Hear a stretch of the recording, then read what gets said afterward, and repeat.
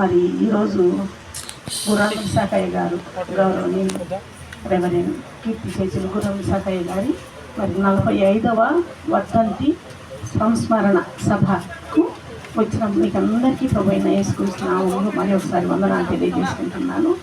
మరి 3 రోజుల క్రితము శ్యాంబాబు తమ్ముడు శ్యాంబాబు మరి ఆర్తర్చిన ఆయన ఇద్దరు వచ్చి అక్క మరి జైవినాయన గురించి పరిచయ వాక్యాలు మీరు చెప్పండి అక్క అంటే అయ్యా నాకేం తెలుసు, ఏం చెప్పలేను నేను, అది కాక నాకు స్టేజ్ ఫియర్, నేను చెప్పలేనంటే లేదక్క నువ్వు చెప్పాలి అని శ్యాంబాబు అడిగాడు. సరేలే ఏం చెప్తాలే, అది ఒక ఆధిక్యత అని నేను అనుకుంటున్నా, ధన్యత అని అనుకుంటున్నా. ఎందుకంటే ఒక చిన్న ఉదాహరణ, యేసుక్రీస్తు పరిచర్య చేసే సమయంలో సువార్త చెప్పే సమయంలో దేవాలయంలో కానుకల పెట్టె ఎదురుగా కూర్చొని అందరు కానుకలు వేస్తుంటే చూస్తూ ఉన్నాడంట. ఎంతోమంది ధనులు గొప్పవారు వాళ్ళకు తోచినది ఎంతో విలువైన సొమ్మును డబ్బును వేస్తున్నారు. వాళ్ళందరినీ చూస్తున్నారు కానీ ఏం మాట్లాడలేదు. చివరిగా ఒక బీద విధవరాలు 2 కాసులు వేసిందంట. తెచ్చి వేసినప్పుడు శిష్యులతో చెప్తున్నాడు యేసుక్రీస్తు, వీళ్ళందరూ వాళ్లకు కలిగిన దాంట్లో వేశారు, అయితే ఈ బీద విధవరాలు తనకు కలిగిన జీవనము అంటే ఆ రోజు ఆమె సంపాదించిన ఆ 2 కాసులు ఆ కానుకల పెట్టెలో వేసింది కాబట్టి వీళ్ళందరికంటే కూడా ఈమె ధన్యురాలు అని. అటువంటి ధన్యత నాకు లభించిందని నేను అనుకుంటున్నా. ఎందుకంటే బహుముఖ ప్రజ్ఞాశాలు ఎంతోమంది ఉన్నారు గుర్రం వాళ్ళలో, వాళ్ళందరినీ కాదు కానీ మరి నన్ను అదే పనిగా ఎంచుకొని నాకు మరి గుర్రం విశాఖయ్య గారి గురించి చెప్పమని చెప్పినందుకు మరి వారికి నేను సర్వదా కృతజ్ఞతల్ని దేవదేవునికి వందనాలు తెలియజేసుకుంటున్నాను.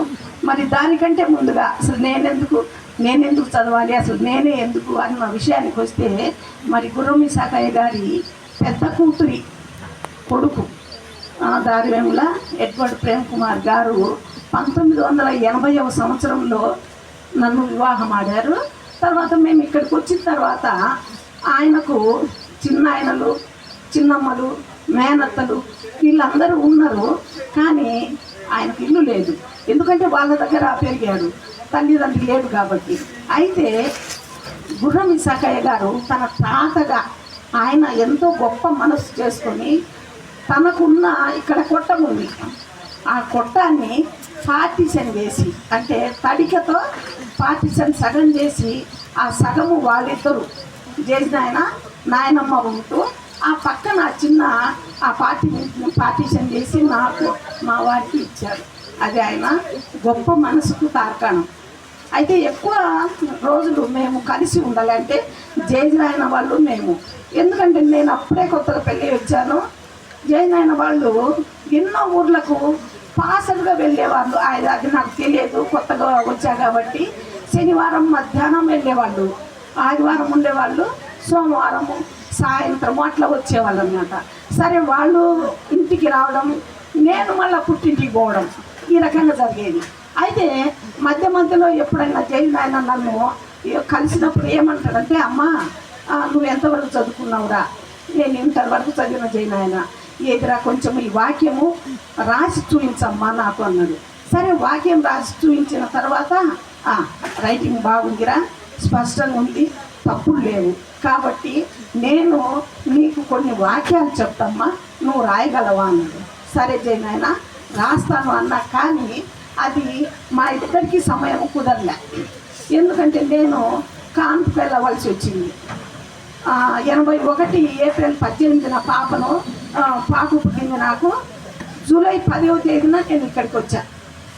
తర్వాత జూలై 18వ తేదీ 81 సంవత్సరం జైనాయన చనిపోయాడు. కాబట్టి జైనాయన ఒకవేళ ఆయన ఏం చెప్పేవాడో మరి నేనేం రాసేదాన్ని, అది నేను కోల్పోయానని ఎప్పుడు నేను మనసులో బాధపడుతుంటా. ఏదేమైనా మరి ఈరోజు ఆయన పరిచయ వాక్యాలు నన్ను చదవమన్నందుకు నేను ఆ ఆధిక్యతను నేను నిజంగా అనుభవిస్తున్నా. మరి అంతటి ధన్యత ఎవరికి లేదు, నాకు ఇచ్చినందుకు దేవుడికి వందనాలు తెలియజేసుకుంటున్నాను. మరి ఆయన పరిచయ వాక్యాలు చూద్దాం. పెద్దలు రాసిచ్చారు, నేను చదువుతాను.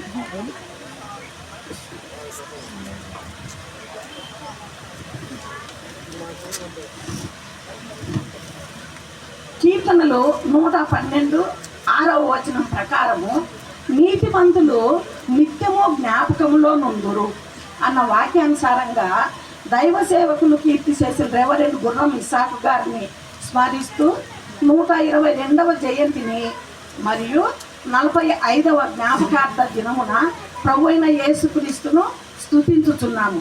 ఈ సందర్భంగా వారి జీవితమును పరిచర్యను గురించిన కొన్ని అనుభవములను సంఘంతో పంచుకొనుచున్నాం. కీర్తనలు 71:1 ప్రకారము తల్లి గర్భము నుండి నన్ను ఉద్భవింపజేసిన వాడవు నీవే అన్న ప్రకారము ఆయన జననము బాల్యము. నేటి పల్నాడు జిల్లా వినుకొండ మండలం చాట్లగడ్డపాడు అను కుగ్రామంలో పుణ్యదంపతులైన గుర్రం రంగయ్య అచ్చమ్మ గార్లకు 3వ సంతానంగా గుర్రం ఇస్సాకు గారు 1903వ సంవత్సరము జూలై మాసము 10వ తేదీన జన్మించారు.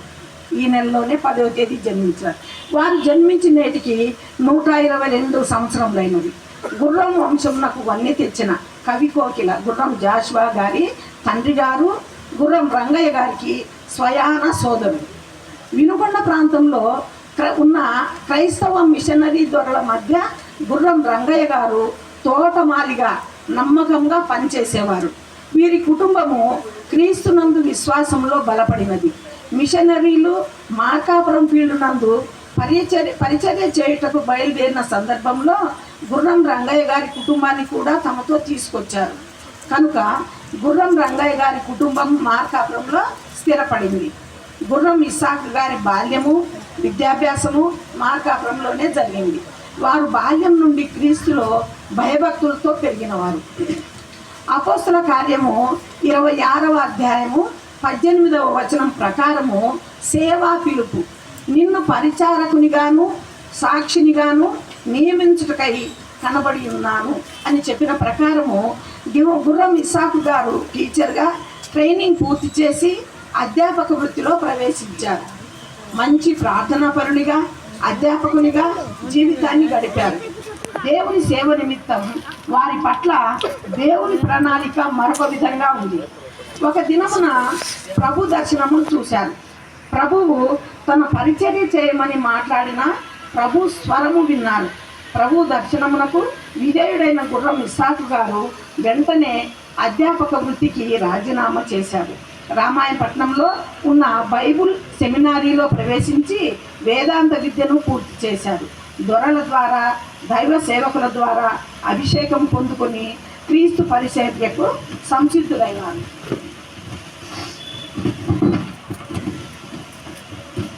కీర్తనలు 31:16 వచనం ప్రకారము నీ సేవకుని మీద నీ ముఖకాంతి ప్రకాశింపజేయము అన్న వాక్య ప్రకారము ఆయన పరిచర్య ప్రారంభమైంది. మార్కాపురం ఫీల్డ్లోని అతిపెద్ద సంఘమైన సుంకేశ్వర బాప్టిస్ట్ సంఘమునకు సంఘ కాపరిగా ఆ కొరతను తీర్చడానికి మిషనరీలు గుర్రం ఇస్సాకు గారిని సుంకేశ్వర సంఘమునకు మొదటి కాపరిగా నియమించినారు. సుంకేశ్వర సంఘ పరిధిలోని గొట్టిపడియ, కలనూతల, గుండంచెర్ల, పెద్దారవీడు, పుచ్చకాయలపల్లి, జమ్మనపల్లి, కాకర్ల మొదలగు 20 గ్రామాలు ఉన్నవి. మంచి కాపరిగా కాలినడకను ప్రయాణించి ఆయా సంఘములలో పరిచర్యను నిర్విరామంగా చేశారు. ఒక మంచి కాపరిగా జీవించారు. దేవుని వాక్యము స్పష్టముగా మనసుకు హత్తుకునేలా బోధించడంలో నేర్పరి. సుంకేశ్వర సంఘం అధీనములలో ఉన్న అన్ని సంఘాలను ఆదర్శ సంఘాలుగా తీర్చిదిద్దారు. సుంకేశ్వర సంఘంలో ప్రతిరోజు ప్రాతకాలము మరియు రాత్రి సమయములలో ప్రార్థనలు జరిపించేవారు. తర్వాత హెబ్రీ 13:4 చెప్పినట్లుగా వివాహము అన్ని విషయములలో ఘనమైనది. ఆ విధంగా వివాహము కుటుంబ జీవితం. గుర్రం ఇస్సాకు గారు వేములకోట గ్రామస్తుడైన దారివేముల చిన్న హుసేనయ్య గారి కుమార్తె దారివేముల విశ్రాంతమ్మ గారిని వివాహం చేసుకున్నారు. దేవుడు వారి దాంపత్య జీవితంను ఆశీర్వదించి 4 కుమారులు 4 కుమార్తెలను అనుగ్రహించారు. దేవుని యందలి భయభక్తులతో తమ పిల్లలను పెంచి ప్రయోజకులుగా తీర్చిదిద్దారు. పిల్లల వివాహ సమయములలో తమ సమకాలీకులైన రెవరెండ్ ఆదిమూలపు జార్జి గారు, రెవరెండ్ బూదాల ఎలమంద, జాన్ గారిని సుంకేసులకు ఆహ్వానించి వారితో పరిశుద్ధ వివాహములు జరిపించి సత్కరించేవారు. గుర్రం ఇసాక్ గారి తమ్ముడు గుర్రం ఎలీషా గారు, వారి సతీమణి రాజ్యటి కమలమ్మ గారి కుటుంబము మార్కాపురంలో స్థిరపడింది. వారికి నలుగురు కుమారులు, ఇద్దరు కుమార్తెలు ఉన్నారు. 1 తిమోతి 4:6 ప్రకారము విశ్వాస సుబోధ సంబంధమైన వాక్యముల చేత పెంపాడుచు క్రీస్తు యేసునకు మంచి పరిచారకుడవై ఉంటువు అని ఉన్నతమైన పరిచర్య.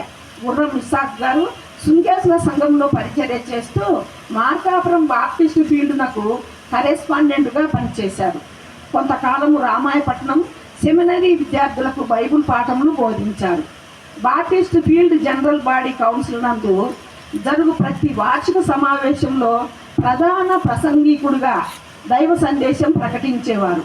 బాప్టిస్టు దీపిక అను క్రైస్తవ మాసపత్రికలో బైబిల్ సందేశములు ప్రచురింపబడినవి.